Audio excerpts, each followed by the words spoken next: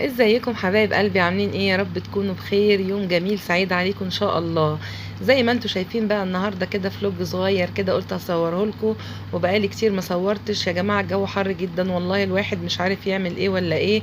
بجد بجد الحر ده بيخلي الواحد ملوش مزاج يعمل حاجه خالص. طب النهارده انت فين؟ انا النهارده في نادي الاهلي الجزيره.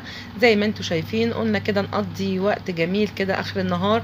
الجو يبقى حلو، يبقى طراوه، مع انه والله برضو الجو كان هناك حر نار مش ممكن. بصوا بقى البرج وجماله يعني. طبعا نادي اهل الجزيره معروف ومش محتاج الواحد يتكلم عنه. من النوادي العريقه الجميله. في جوه كل حاجه بقى من الالعاب المختلفه والتمارين والكافيتريات، وممكن تقضي فعلا وقت جميل جدا فيه. بس للاسف زي ما قلت لكم الجو كان حر جدا. بس هنعمل ايه؟ لازم الواحد يغير من روتين اليوم بتاعه، ويعني نغير جو شوية. ده البرج بقى كده زي ما انتم شايفينه، برضو قبل كده انا صورت لكم في البرج، هو برضو من الحاجات الجميلة جدا.